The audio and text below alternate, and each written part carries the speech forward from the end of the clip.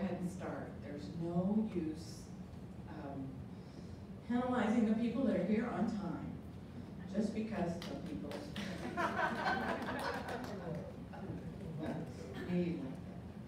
Oh, so welcome to the nurse practitioner presentation of the annual coming into fall presentation about colds and allergies and flu, and now we've added the big one, the big C, COVID.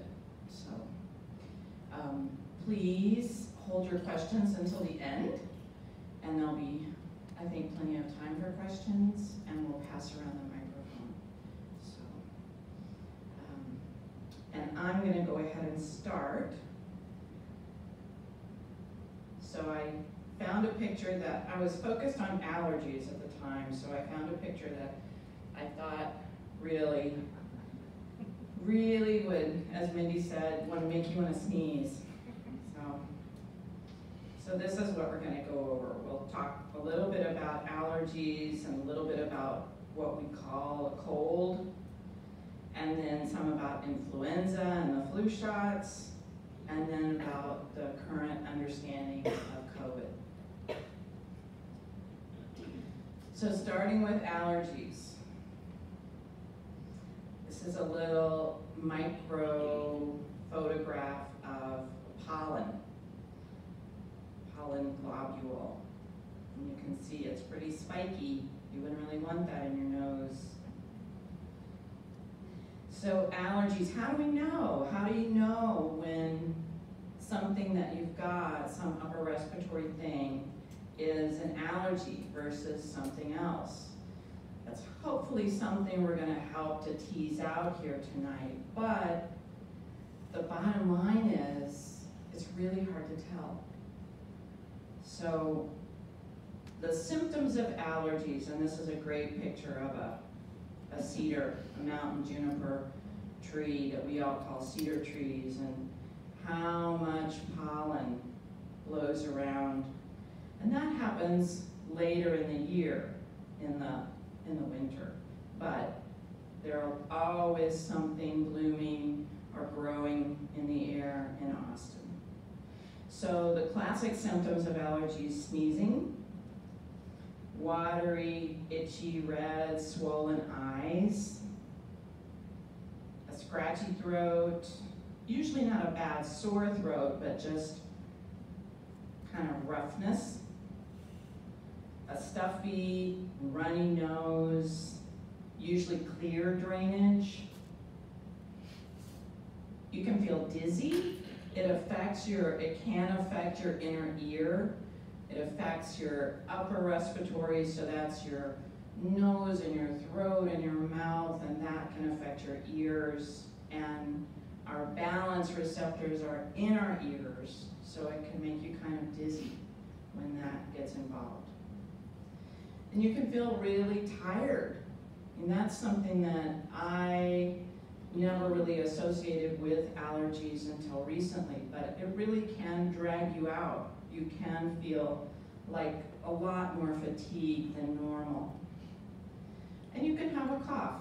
Usually it's a dry cough. You're usually not coughing anything up. But, so these are all the kind of classic symptoms of allergies.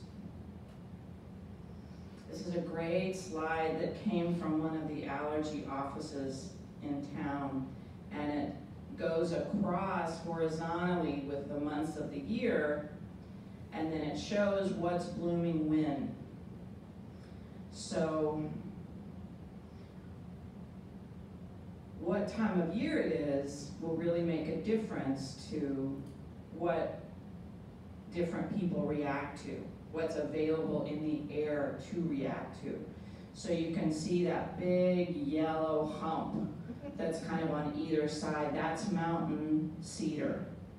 So that's what everybody in Austin talks about, cedar fever. So it's a pretty high jump there.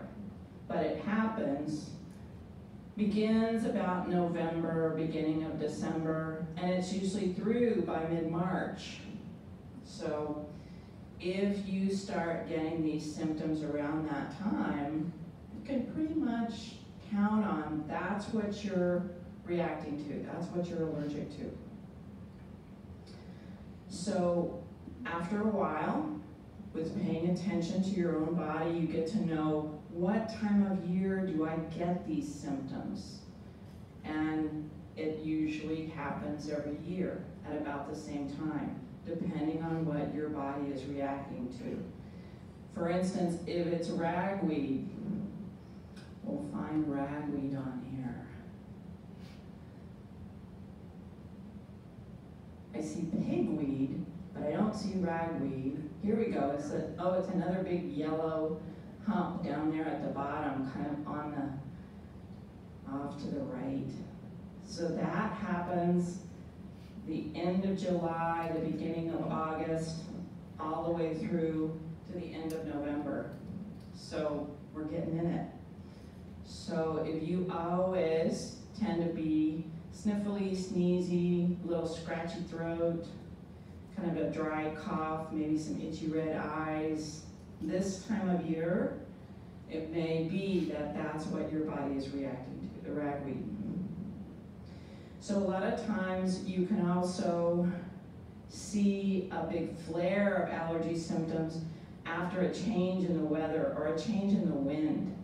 If there's a lot of wind and blowing something in from out of this area, that you may get symptomatic after a front comes through or it rains, something like that. So that's another clue for you.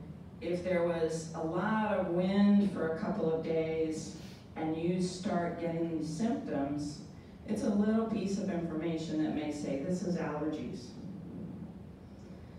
So usually the time of year that you're reacting, you're getting symptoms with whatever you're allergic to is weeks to months. So this can last quite a long time. It's not like a cold that has a beginning and an end usually. This goes on for a while. That's another clue that what you're dealing with is allergies.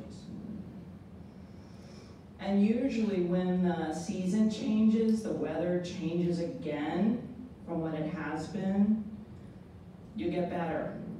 If it's been cold and wet, it suddenly becomes warm and dry, then whatever's been in the air changes. And so your symptoms may clear up until the next thing blooms. So this is not something that's contagious. It's our own body reacting to something that's in the air. So you're not contagious. You're not going to pass it on to anybody. There's not an incubation period where it's latent and then it shows up. So this is not an infectious process. So the prevention and the treatment. The first thing we usually think about with allergies and treatment for allergies is antihistamines. And these are oral medications, tablets or pills, that you buy usually over the counter. Lots of different names: Zyrtec, Benadryl, Claritin. And as everybody knows that's ever had to deal with medicine, all medicines have two names. So there's loratadine and also Claritin. And those two things are the same thing. But lots of over-the-counter medications that you can get without a prescription, and you usually take once or twice a day to help with the symptoms.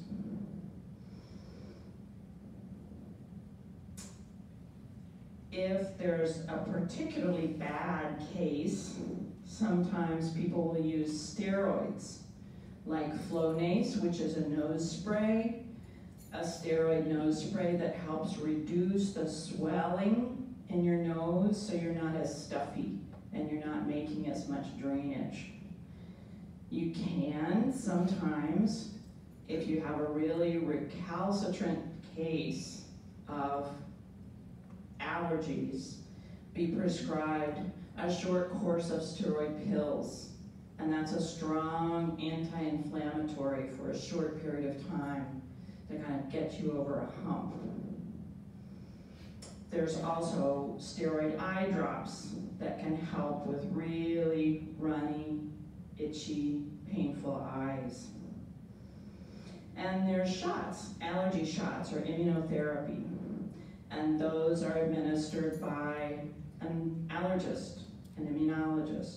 They usually do a long series of testing to find out what you're allergic to, and then mix up a particular potion for you and helps your body build up immunity to whatever it is you're allergic to. So that's something that's done with a specialist doctor. So colds. Here's a picture of a cold virus.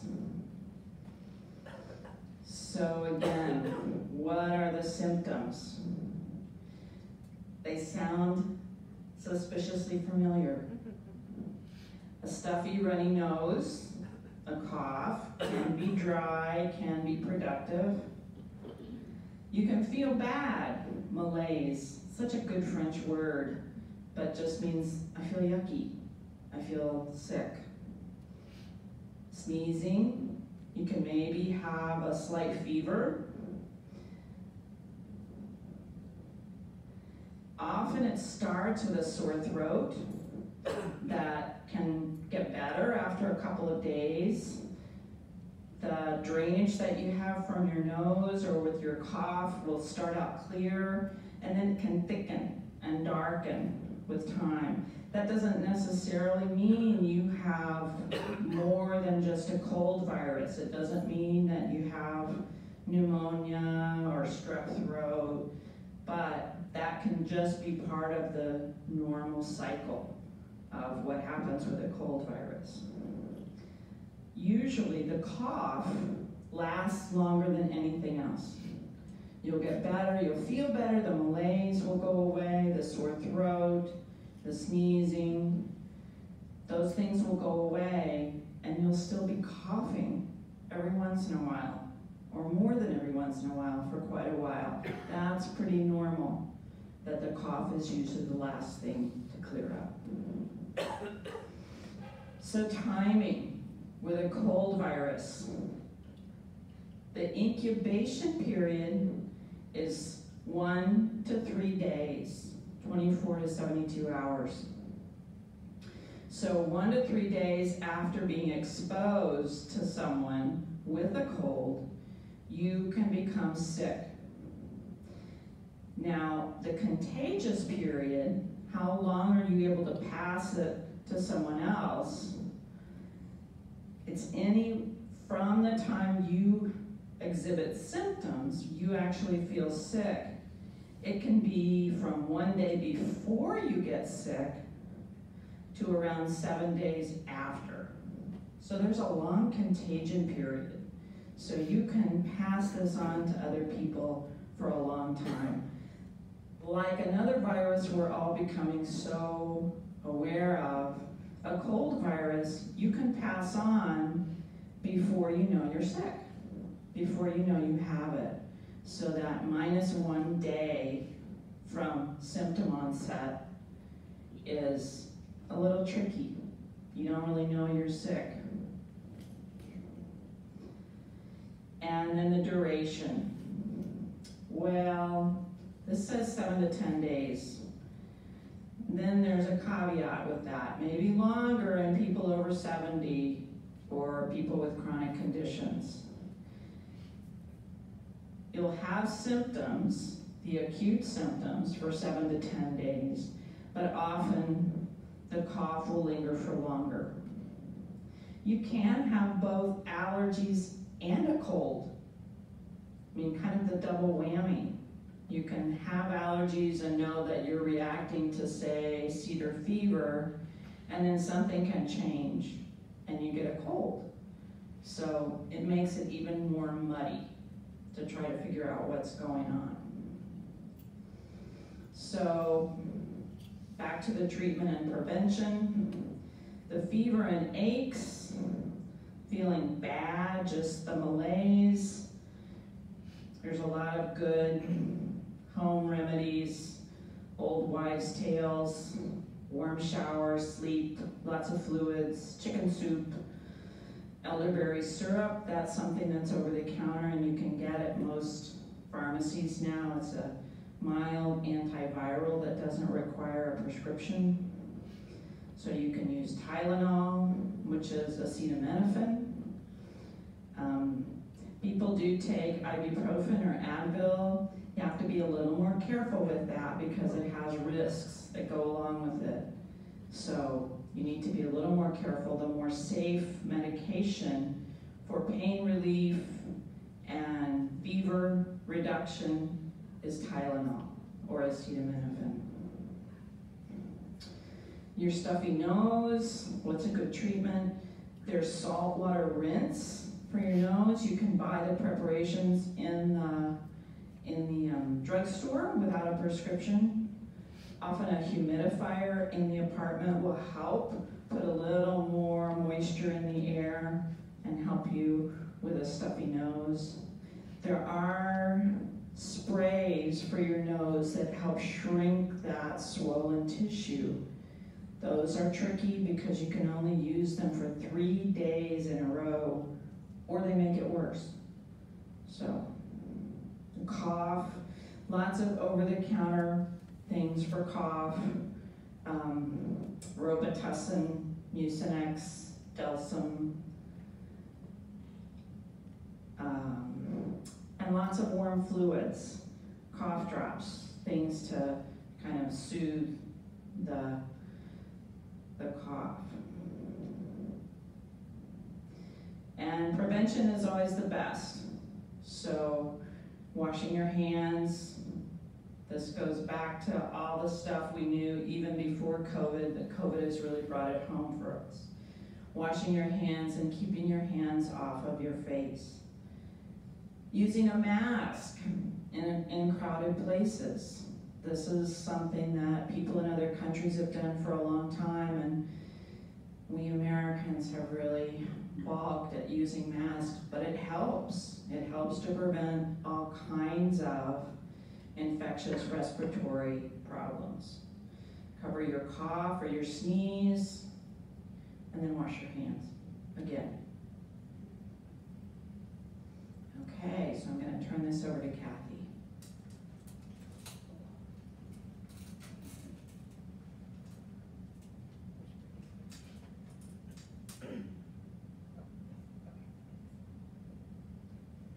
Okay, so I'm going to do the flu or influenza. We're all pretty familiar with that. Symptoms, some of these will sound familiar again. Exhaustion. The difference in the flu compared to allergies and colds is you feel like you've been run over by a bus. You feel absolutely exhausted, and it usually comes on pretty quickly. Muscle aches, stuffy runny nose, cough, fever and chills, a headache, stomach symptoms come with the flu, whereas those don't usually go with the cold or allergies. So you can get nausea, vomiting, diarrhea, and loss of appetite. So that's one main difference with influenza. Timing, so kind of similar. Incubation is 1 to 4 days after exposure. You're contagious, similar to the cold. A day before, you could have the flu and not even know it and pass it to people. To about 7 days after, you get symptoms. And symptoms, similar course, 7 to 10 days. Most people will get better within that time period. The tiredness can last longer, sometimes the cough, maybe not as much as the cold, but everybody's a little bit different. The fatigue, I think, is one of the harder things to get over with the flu also. And like it says, the onset is usually rapid. You get sick, all of a sudden it doesn't kind of sneak up on you like a cold does. You can kind of feel a cold coming on, and you're not that sick immediately, but the flu, it's really sudden. Prevention and treatment. We all know about flu shots every year. That's one way to prevent the flu. And even if the flu shot that you get doesn't cover, because they they have to decide every year which is most likely the strains of flu that are going to be out and about, and they do the vaccine to match that, but sometimes it's not exactly correct, and so you can still get the flu even though you get a flu shot, but usually the flu shot does kind of protect you, so you don't get quite as sick. Definitely hand washing, same, covering your nose and mouth, stay home for a week because the flu is pretty contagious, and some people can get really sick from the flu. The colds you usually get over, you feel terrible for a little bit, but you'll get over it. The flu, people, especially people with chronic lung disease or heart disease, they can get sicker and they can die from the flu. So we usually have people stay home for a week if you have the flu and rest and don't expose other people. There are antiviral pills. There's no magic pill for a cold, not for that virus, but for the influenza virus, we do have some antiviral pills that we can prescribe for you. They work the best if you give them within the first 72 hours. And the sooner you get started on it, the better. What it does is keep the virus from multiplying. So the earlier you get it, the less virus you have in your body. There's Tamiflu, that's an older one. Zofluza is a newer one, and I think that one is just a one-time dose. Tamiflu is 5 days, but those will help keep you from getting really sick from the flu. There's Zofluza. That one is only like a year or two old. Tamiflu's been around for a while. We give it to people when they have the flu. This one I think they are using for prevention. Tamiflu we definitely use for prevention, so if you're exposed, we can give you a smaller dose of Tamiflu to help you not catch the flu and get sick from the flu. 48 hours with an exposure, at least last year was $90, I don't know now. Everybody's insurance coverage is a little bit different. So treatment, target the symptoms just like you do with the cold. Warm shower, sleep, drink fluids, rest, elderberry syrup, Tylenol of course, Advil if you can take it, a lot of people can't. Stuffy nose, same things you do for a cold. Cough, same thing, cough medicine, etc. So we used to always wonder, it's flu season, it's December, January, somebody comes in with symptoms, how do we tell if it's the cold or the flu? Now we've got COVID in the mix, but we'll just compare these two for now. So symptom onset of flu, like I said, it's abrupt. You're sick all of a sudden really fast, you just feel terrible and it just slams into you. The cold is more gradual, it kind of sneaks up on you. You almost always have a fever with influenza. You don't usually have a fever with a cold, but you can, but it's usually more of a low-grade fever, whereas influenza, you can have a low-grade fever to a high fever. Body aches, you usually have that with influenza. Sometimes you might get a little bit with the cold. Chills come with the fever, you usually get that with influenza, not so much with the cold. Fatigue and weakness almost always comes with the flu. Not as common with the cold. Maybe the first couple days you'll feel kind of like that, but then everything starts to get better and you mostly just are coughing and annoyed. Sneezing, sometimes with influenza, more common with the cold. Stuffy nose, sometimes with influenza, common with the cold. Sore throat, same, sometimes more common with the cold than influenza. Chest discomfort and cough, you will usually get that with both of them. And headache is more common with influenza than the cold. So we look at all of these things. Luckily, we have some tests to help us with influenza. There is a rapid influenza test we can do. It's not the greatest test. It's good when it's positive. You're pretty sure they have the flu. But when it's negative, it could be a false negative. It's kind of like the COVID test. But we do have that tool we can use and do that test, and if it's positive, we know for sure you have the flu. We'll order you the medication and we'll have you stay home and rest and stay away from people. So flu shot clinics this year, we're going to have two, September 19th and October 7th. I know sometimes the pharmacies get them really early, but the flu season is typically about November to March is probably the heaviest months. Sometimes we'll get some early cases in October, but it's not as common, and sometimes it'll last into April, but that's not as common either. If you get your flu shot in July, it lasts about 6 months. It's only gonna get you to like February, and you could still get sick at the end of the flu season. So the CDC recommends you wait until end of September, early October to get your flu shot, so it lasts through the whole entire flu season. So that's why we picked the dates we did for the flu clinics, end of September, or middle September to October. So there's gonna be 2. Terrytown is gonna do them in here, like they did the COVID clinics. You'll probably get some flyers in your mailbox, and they'll tell you how to sign up. It's gonna be similar to if you got the COVID boosters. You can either email or do online, or you can call them if you don't do any of that stuff. They will still take calls to sign up. And there'll be those 2 dates, and we'll have the times and more specific things. I know it starts at 10, but I'm not sure like how long it's gonna go to for sure, but you'll find out. So those are the flu clinics. And Does it cost anything? no, if you have insurance, you would bring your insurance card. Medicare pays for it, the Medicare Advantage. Most Medicare Advantage plans pay for it. There are a couple of HMOs where they will only let you go to your doctor's office. But if you're not sure and you have a Medicare Advantage plan that's an HMO, you can ask us at the clinic or call Terrytown and ask them. But the majority of people, their insurance will cover a flu shot every year. They don't want you to get the flu. It's much easier to prevent it. All right, I think now we're at COVID, and that's Mindy's topic. Musical chairs. Yeah. Okay. Hello, everybody's still awake. I drew the short straw. I have to talk about everybody's most hated topic right now, which is COVID. But we sure know a lot more now than we did a year ago even, compared to even 2020 when it first started.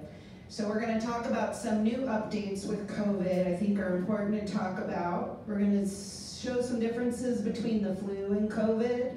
We're going to talk about who's at risk, what kind of complications, testing, treatments, vaccines, and what do you do if you live here and you think you have COVID or you do have COVID. So this just I thought was funny. Grandpa tell us a story about the olden days, back before the great toilet paper war of 2020. We had so much toilet paper, we used to hang it off the houses and trees of our enemies. Everybody remember that? And remember this, everybody hoarding toilet paper at the beginning. And that is done, but COVID is not. COVID is here to stay right now. So right now, the most prominent variant, we've had a number of them, but the most prominent variant right now is Omicron, and you'll hear there are lots of subvariants. We'll talk very, very briefly about that later, but there's always new ones coming up. There's just a new one announced, I think, a couple of days ago. So it's constantly mutating and changing. There's some new terminology to talk about vaccine status because we now have the boosters, and so you're considered fully vaccinated 2 weeks after you get the second dose of your primary series, and then you're considered up to date if you have all the boosters recommended for you. That's been a little confusing for people, so I think it's helpful to determine that. How many cases we have right now? You can go and look. The state of Texas, you can look the CDC. The fact is most people are doing rapid tests and those don't get reported, and the CDC isn't really tracking them. So whatever numbers you see, it's 100% going to be a lot higher than whatever they're able to track currently. Right now we're kind of starting on a downslope of this wave, but the way things have been going, we may have another one in a couple of months, so it's still important to be careful. So subvariant BA2, for those who care, is responsible for most infections in the US right now. There are other subvariants that are more active in other places. It is much more contagious than the original and much more contagious than Delta. We'll see that in a few minutes. And much more able to evade your pre-existing immunity and causing people to be ill. About 80% of the US population is vaccinated, only about 67% is fully vaccinated. Texas is number 33 in the country for rate of vaccination, so I put a little sad face, if you can see it next to that. But in your age category, 65 and up, highest rates of vaccination nationwide, 92%, so there's a smiley face there too. So far, 1.03 million people have died in the US from COVID, and Texas has the second highest number of total cases and total deaths behind California because we have the highest populations, in part because of that. So, some things are similar, some things are very different, caused by different viruses. When we look at the influenza and COVID, influenza is seasonal. COVID right now, it might become seasonal, but right now we're just having waves and then a lull and then waves and then a lull. It's too soon to tell. It may become seasonal or what we call endemic, which means it's just going to be around in pockets of people all the time, and it'll surge from time to time. Influenza, mild to severe illness, small percentage of people are hospitalized every year, and there are some people who die every year, generally around 40,000 people every year in the US, and it can be as high as 70 and sometimes as low as 5,000, just depending. COVID can be asymptomatic. There is not a asymptomatic flu. Or you can have severe illness, but a much higher percentage of hospitalization and a much larger number of people who get it, unfortunately, do die from it. Flu is contagious, and there's a metric they use to say how contagious different viruses are, and that's how many people an infected person will go on to infect. So one person who has the flu will usually go on to infect one or two more people. Well, if you look at the current Omicron variant, BA2, that's here, one infected person can infect 13 to 14 other people. The variants circulating in other countries, BA4 and 5, one infected person can infect 17 to 18 other people. As we just saw with the outbreak we had, it's extremely contagious. We go from 1 case to 2 cases to 15 to 30 in the course of just a week or two. And then with influenza, you can get different strains of flu in the same season. That can happen. But we are seeing a lot more reinfection rates in COVID than we typically see with the flu, unfortunately. So when do we see symptoms show up? So like we said for the flu, 1 to 4 days from the time you're exposed until you develop symptoms. With COVID, it tends to take about 5 days. That's an average. It's hard to say because it changes from variant to variant, but anytime from 2 to 14 days. And we have seen people get exposed and not have symptoms until day 12 or 13 or 14 when you think you're safe and you're not. So it is a little bit tricky. The current variants with Omicron tend to have a faster incubation, so people are tending to have symptoms between 3 and 4 days after exposure. You're the most infectious 1 to 2 days before you have symptoms and the first 4 to 6 days of your illness, but you can be contagious the entire, for about 10 days. Most people are not contagious after 10 days. You can spread the virus even if you don't have symptoms. And let's see what else about COVID. I already talked 10 days. People are immune compromised or maybe are on medications or treatments that depress your immune system can be contagious for even up to 20 to 28 days. Influenza has a little more consistent contagious and period, just like Kathy talked about a little bit ago. And older adults and children and infants are more likely to have severe disease and be contagious longer. So how does it spread? Actually, they pretty much spread the same way, person to person, close contact. We say within 6 feet because that's a droplet. Can spread if you're farther away. With COVID, we've seen that a little more, but actually that can happen with the flu as well. So we get respiratory droplets where the virus is contained, and little droplets that come out when you're speaking like I am, or when you're coughing or singing or even just talking. And an infected person expels those droplets, and the next person next to them inhales them, and then you get the virus. That's generally how that happens. You can get it from direct contact with the mucous membrane, so like eyes and mouth and nose of an infected person. Both of these are pretty fragile viruses. So you can get it from touching infected surfaces, but they don't live for very long. Flu only lives about 24 hours outside of the body. COVID can survive up to 7 days, but they're very easily inactivated with normal cleaning products. You don't have to have special virucidal, hospital grade, just regular, even soap and water will do it, but most commercial cleaning products will inactivate them.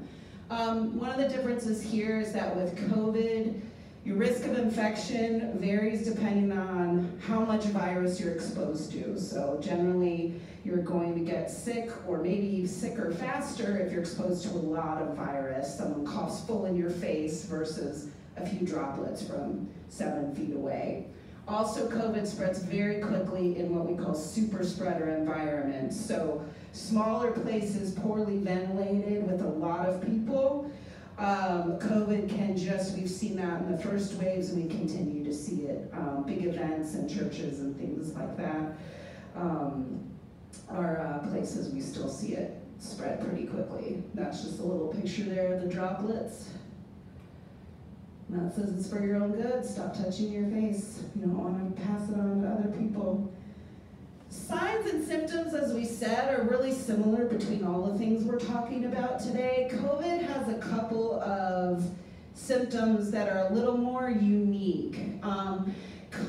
People can get nausea, vomiting, diarrhea with the flu. Usually that's children are more prone, but adults can get it. But we see a lot more of that with COVID. COVID also can cause a loss of your taste sensation and your smell. So all of a sudden, you could smell your food, you could taste it, and now you can't. There are other viruses that can do that, but we see that a lot more with COVID. COVID can also cause particular rash. They call it COVID toes, like a purple rash that we'll see in people's hands or feet. Some people get swelling in their mouths and their tongue, which is an unusual symptom, but it occurs. I know someone that happened to, and I read about it. And COVID can also cause confusion, lethargy, chest pains, which are all signs of severe illness. So who's at risk? Higher risk for severe illness.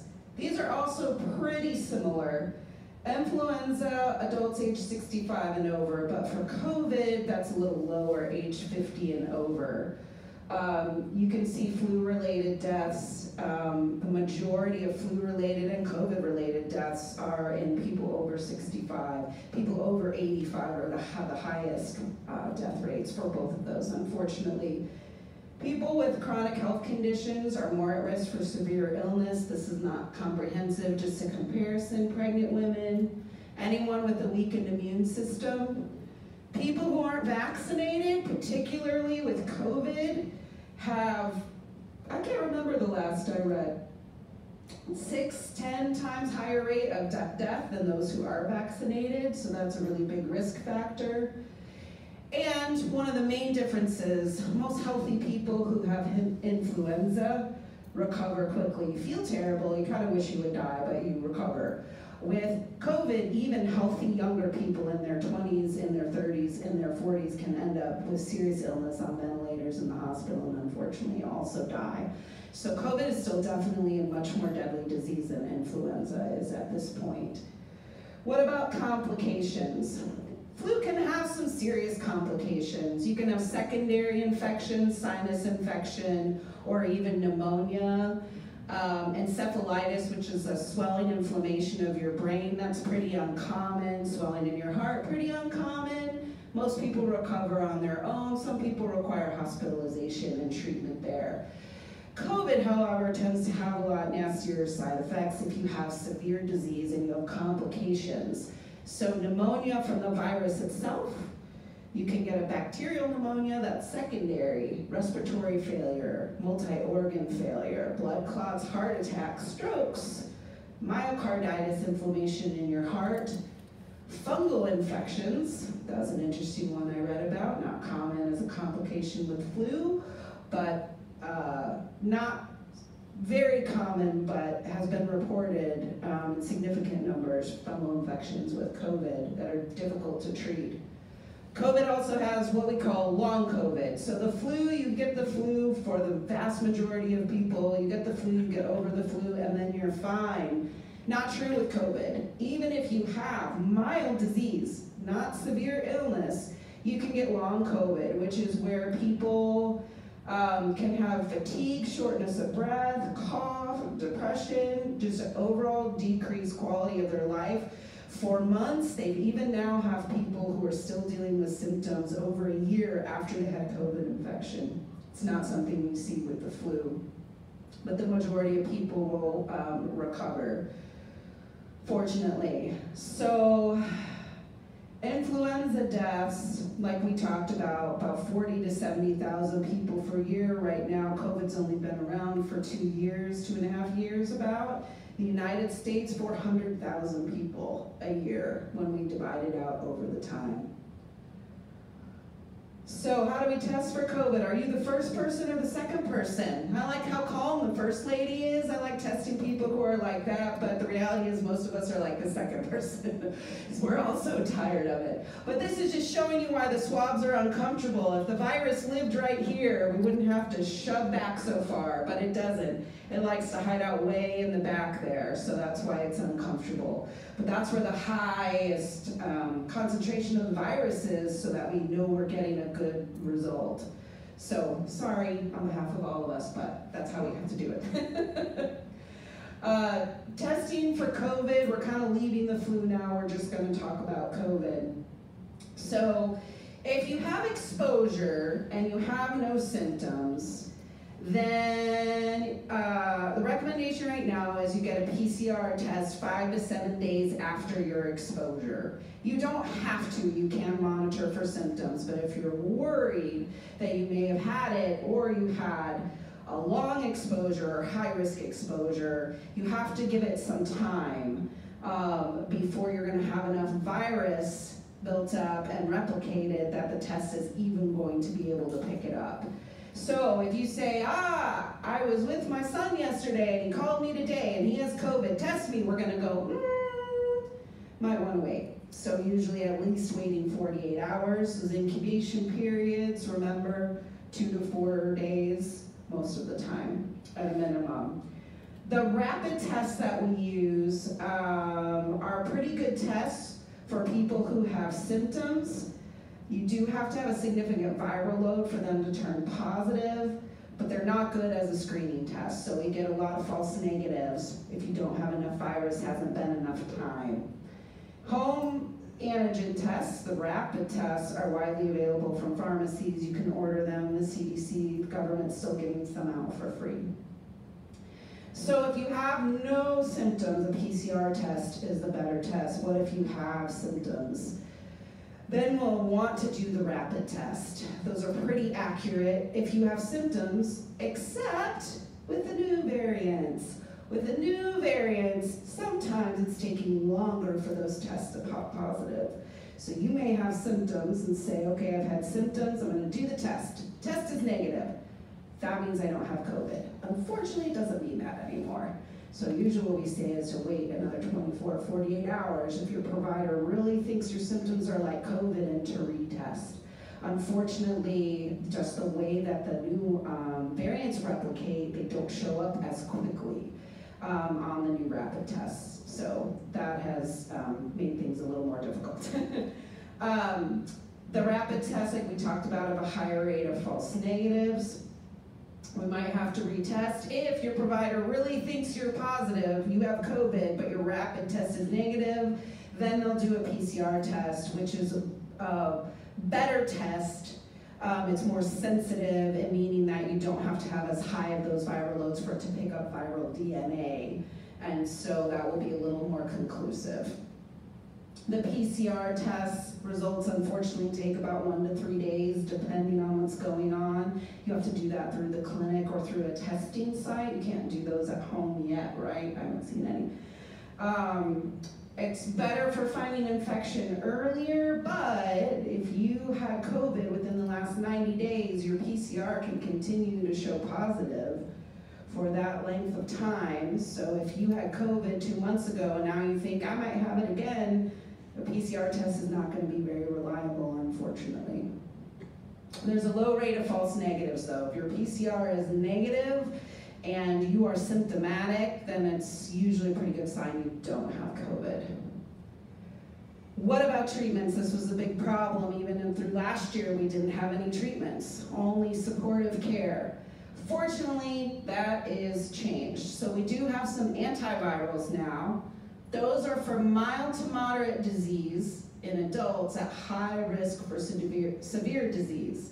High risk is going to be anyone who's over the age of 50 who has other chronic health conditions, immune suppression, things like that. But only mild to moderate disease, not people who are in the hospital. The antivirals decrease the risk of severe illness, hospitalization, and death. They might decrease how long you're sick, but you don't take the pill and take it for 2 days and say, I'm better, like with an antibiotic. Doesn't really work that way. Paxlovid has emergency use authorization right now. That's the one everybody's talking about, most people are getting. It's actually 2 different medications given together.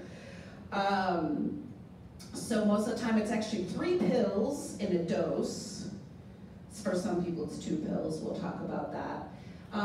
It's important that you start the medication within 5 days of your symptoms.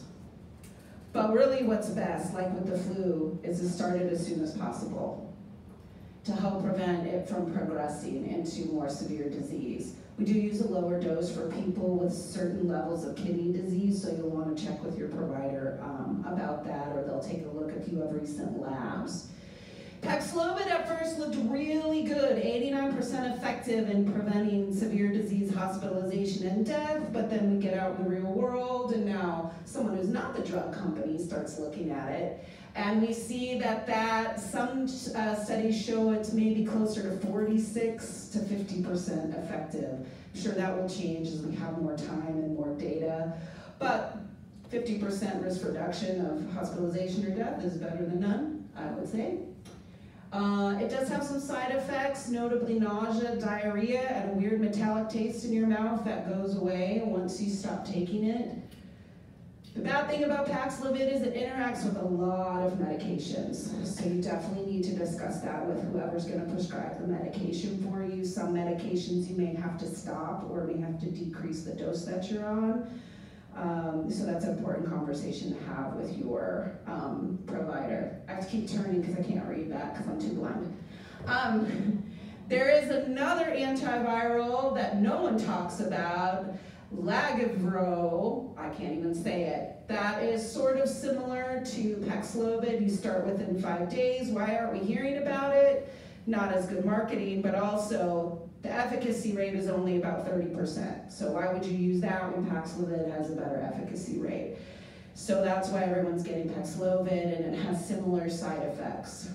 There is remdesivir still that's been around since closer to the beginning, but it's 3 days of an IV infusion, and no one wants to do that when you can take pills for 5 days.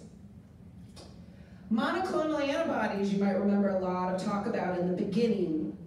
Before we had the antivirals, they actually give you the antibodies to fight off. The indicators are still the same as for the antivirals. Generally, we're using them if someone's not a candidate for Paxlovid because of a health condition or medication interaction. You have to start it within 7 days. We had a whole handful of them, and now there's only one that works at all with the new variants, and our data is not very good on it. It is just a one-time IV push, so it's easy. We're just not seeing it used very much because it's not really very effective. Again, it's better than nothing. And then there's something for prophylaxis. I'll just put it there in case anyone was interested. Really, it's mostly used for people who have cancer, have had organ transplants. You get every 6 months an infusion to prevent you from getting COVID, but there's only like 300 doses in all of Austin, so you're probably not going to get that unless you have really severe kind of risk. We know a lot about the vaccines. At this point, most everybody's got their primary series and is boosted once or maybe twice. I'm not going to talk about it. I just kind of put the information up there in case anybody wanted to see. We do have Novavax and Johnson & Johnson. They're good in the sense that they don't require the special refrigeration. They don't have to be kept as cold, but they're not as effective as the mRNA vaccines, which are the Pfizer and the Moderna. You can't mix and match your boosters, but now they're saying you should try to stick with the same. If your primary dose was Moderna, try to get your boosters Moderna as well.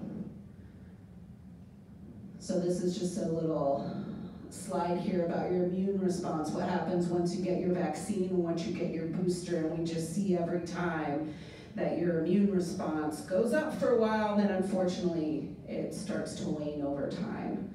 And then we start to have some more susceptibility to infection. The vaccines are very effective against the new variants in preventing severe illness, but not as effective in preventing you from being sick at all, unfortunately. But people tend to have much milder illness if they've been vaccinated and boosted, even with the new variants. Will there be more boosters? I don't know, but probably, yes. Vaccines continue to provide good protection, like we said. They're working on an Omicron-specific vaccine that might be available this fall. Moderna has one of those that's approved in the UK right now. It has the original variant, the original formulation, and one specially for Omicron. But how effective it is, we're still kind of waiting for that data to see. We may end up having annual vaccination like we do for the flu if COVID becomes endemic and it just stays around, but we don't know yet. We're still looking. Several epidemiologists I follow say we probably are not going to get rid of it at this point. We hoped we would, but I don't think that's going to happen. I'll try to be fast here. Okay, this is what everybody wants to know. What do? I think I have COVID. I don't have any symptoms. I was exposed. Really worried I have COVID. Wear a mask if you're outside of your apartment. If you are vaccinated and you have your boosters, wear a mask if you're outside of your apartment, and try not to be around large groups of other people. You can get a PCR test 2 to 5 days after exposure. Remember, if you get it too soon, it's not going to be accurate, and Ann and Kathy will help you figure out what the timing of that should be. Low risk exposure, if you're with someone and they call you a few days later and say, I have COVID, and you were standing outside and you were masked and you talk to each other for 5 minutes, you probably don't even need to get checked with a PCR test. It's such low risk exposure, it's not necessary. But high risk, no one's wearing masks, people aren't vaccinated, the infected party has symptoms, and your exposure is more than 15 minutes, you're in close contact, you're in some place with poor ventilation, that's considered high risk, and then you might want to get tested even if you don't have symptoms. What do you do if you do have symptoms? Go down to the clinic. No, please don't do that. Don't do that. So quarantine in your apartment. If you develop symptoms, we talked about, is it the flu? Is it a cold? Is it allergies? I think it's allergies. I'm just going to run around without a mask. Please don't do that right now. As we just saw, this spreads really, really quickly. Quarantine in your appointment. Try to avoid contact with anybody who might be high risk or with anybody at all if you can. Get a rapid test at the wellness clinic. If you can't get one at the wellness clinic, you can call your primary care. That's not supposed to be PCC or PCP. Or if it's like a weekend, you can go to urgent care or minute clinic if you want to. If you need a test, call the clinic. Don't go down there, and we will come to you. If the clinic is closed, just wait till the next business day. It's not an emergency. You can wait to be tested. Just keep quarantining yourself until we can get you tested. If your rapid test is negative but your symptoms are consistent, we might do the PCR test as we talked about before. We might need to repeat it. If you have significant shortness of breath, low oxygen, or chest pain, you need to seek care immediately. That's what we look like when we show up to test you, or we used to. That's actually me from 2020. I just thought it was funny. Okay, what if I have COVID? Oh, okay. If you have COVID, you're gonna quarantine, and anyone who lives with you has to quarantine too. High risk exposure, you're together all the time in enclosed areas without masks. Talk to the NPs at the wellness clinic or your doctor about if you're a candidate for Paxlovid, for the antiviral. We'll perform wellness checks 1 to 3 times a day, depending how sick you are. Meals will be delivered to your apartment. They won't come in and do housekeeping services, but they will provide laundry services. We'll talk to you about supportive care, symptom management. And if you have any changes, more severe symptoms, you can go to the ER if it's after hours, or you can call the clinic and let them know. Me, after I ate all my quarantine snacks in one night. Everybody needs to see a fat baby every once in a while. Supportive care. A lot of people lose their appetite and have diarrhea, unfortunately, when they have COVID. It can lead to dehydration and make you feel worse, or make you end up in the hospital feeling terrible. So, fluids. Unless your doctor says you're on a fluid restriction, then talk to your doctor. Over-the-counter cough suppressants, Tylenol and resting are the main things that we use, but a lot of things we use for colds or flu will be appropriate, and will help you figure out what might be best depending on what your symptoms are. So here's some questions. When someone else at Westminster is positive for COVID, why can't we be told who it is? Because there are privacy laws, and the HIPAA law says that healthcare providers cannot share health information from one person to someone else, except in certain circumstances. So while you'll get notified that someone was positive, and they'll do contact tracing, see if there are specific people who really should be tested, we're not going to be able to tell you who that is. That also protects your privacy. I had COVID in the past 90 days and I was exposed. Do I need a PCR test? Like we said, it's probably not going to be accurate. We would test you with a rapid test if you develop symptoms, and that would tend to be accurate. Rebound COVID, we all heard about because the president had rebound COVID. So what is that? Some people, we've seen it more after taking Paxlovid, can have symptoms recur 2 to 8 days after they think they've recovered, and they might even have a positive test again. Paxlovid inhibits viral replication, so after you stop it, the virus might start replicating again, and that might be why that happens, but some people get it even if they didn't take Paxlovid. Generally, it's short-lived. People may be contagious during that time, and you have to isolate another 10 days, and then mask, 5 days, sorry, and then mask for 5 more days after that. Let's see. If I have a runny nose or sneezing like allergies, do I need a COVID test? We sort of covered that. Yes, you should get a COVID test. They're very rapidly available. We can help you with that, let's be sure. Is there any treatment for long COVID? We have antivirals. No treatment for long COVID. There's no treatment. So important to avoid getting COVID altogether.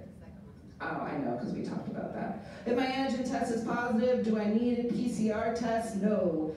Antigen tests have a low rate of false positives, so we won't get a positive rapid test, we won't then do a PCR. We'll trust that if you have symptoms. Do I need to retest in order to come off of quarantine after 10 days? In most cases, no, it's not necessary to retest. People aren't typically, we know with the data from the scientists that have studied the virus, are not contagious after day 10, so we don't need to test you. There might be some exceptions, but we'll talk to you about that if you're one of those people. How come? The CDC website says isolate for 5 days and retest. Why can't I just retest them and come off of quarantine early? Because CDC guidelines are for people who have no symptoms, people in the general public, people who are high risk. That's not us. High risk in a community setting, people are at high risk for severe illness and for contracting, and the new variants are really contagious. So the best thing to do to protect everyone is keep with that 10-day quarantine. That's it. I talked a long time. I'm sorry. There was a lot to cover. All right, questions? Is that where we're at?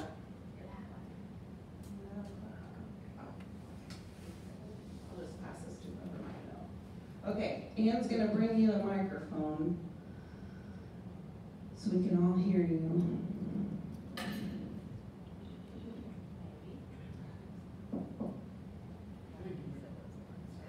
What is the status of infections at Westminster now? How many people are infected right now? Residents? I'm just asking. Okay, I think right now there's only a handful. Six, Is it going up or going down? going down. We only have a couple next door and we have 6 compared to the 14 and 30 that we had a few weeks ago. So while we had this big spike, we did get over it pretty quickly, which was really good. So we still can't invite people here yet, right? I think they're changing that. Look for something in your mailbox or how you usually get communications. I read something, but I don't know when it starts or specifics. But I think they're gonna open things back up a little bit. Yeah, I can add quickly that the memory unit's just open. I can add quickly, the memory unit, according to Brooke Season, has been opened up on a limited basis. But they're still watching out in the health center, I think, still at Brock Hospital. That's where most of the cases got kind of bad. And we may have had a few casualties scattered, but they were not well. And unfortunately, we lost one of our best service staff, which I'm afraid aggravated that's true. Q1. So it still can be, unfortunately, pretty serious. And there still is a mask requirement if you come to the healthcare center. And of course, all is part of the memory unit too, even if it's very excessive That's right. there, but that needs to. Any other questions? I'm sure everybody's brains are full now and your ears are tired. So we'll hang around for a few minutes. If you do have any more questions, you can let us know. Thank you. Oh, wait, we have one more question. One more question. What's with the N95 mask compared to the other masks? The N95 masks, Compared to the other masks. compared to the other masks, they are exponentially better at blocking the small particles that can contain virus. And so when we are having higher rates of COVID infection, we switch to those masks because they are better. They are also much more expensive, and we can't always get them, but that's a measure that we use when we are having an outbreak in the healthcare center right now. That's to protect people. Surgical masks are still good. The KN95s, a lot of you are wearing, the kind of pointy ones, are even better. The N95s are the best, but uncomfortable and expensive. Anybody else? All right, Thank you very much. get out of here. Thank you.